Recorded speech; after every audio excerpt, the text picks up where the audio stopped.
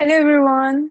Thank you so much for joining us today for our webinar on designing layered high availability architectures for PostgreSQL on a budget. I'm your host, Annie, and I have with me Umair Shahid, who is the founder and CEO at Stormatics.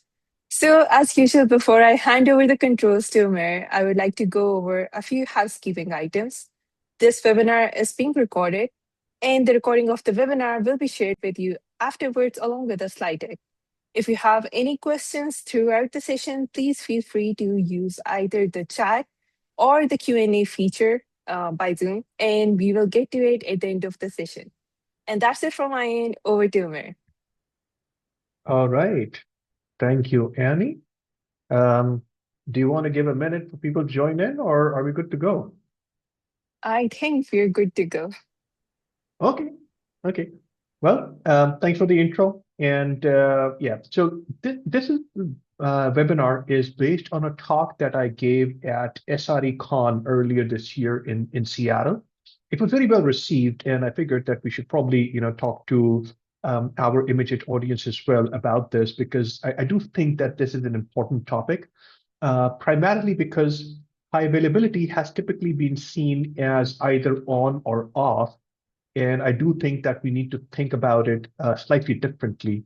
And the idea over here is to identify a layered approach where you can build stronger high availability as you move forward, depending on what your budget is and what your requirements are. You don't want to over-engineer, you don't want to under-engineer. So with that said, let's move to the first slide. Now, as I said, the problem is when you over-engineer, it costs you money in terms of, well, now you're spending infrastructure and resources on stuff that you actually don't need. And you have sophistication in your architecture in a way that you don't have the means or the talent or the skills in-house to be able to troubleshoot in case something goes wrong. So it costs you dearly that way.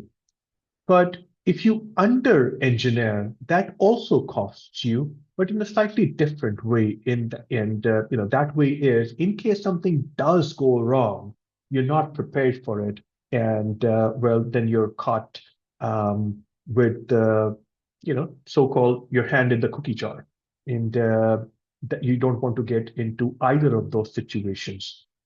Now, when we're talking about databases, um, resilience and availability is absolutely critical.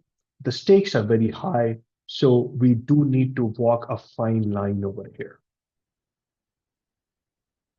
Now, the question to ask is, why are there only two approaches? Why cannot there be an incremental approach?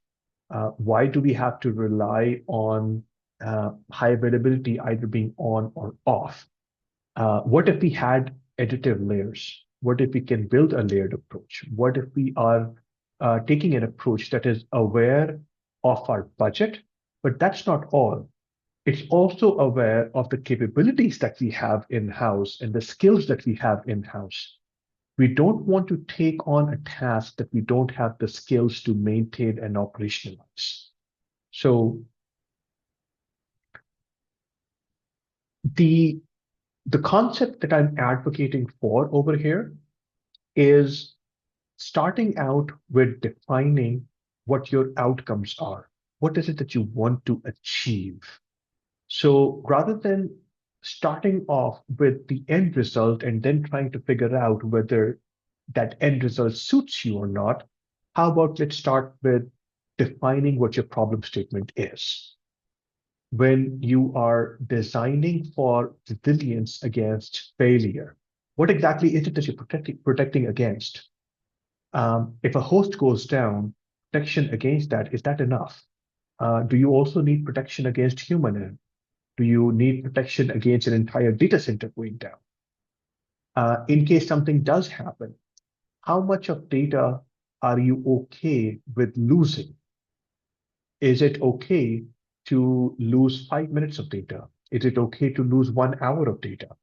Is it not okay to lose any data? In case a cluster does go down, how quickly you want to be back up and running? Are we talking about a couple of hours? So a couple of hours of downtime is something that you can absorb. Or are you talking about a couple of minutes? Are you talking about seconds?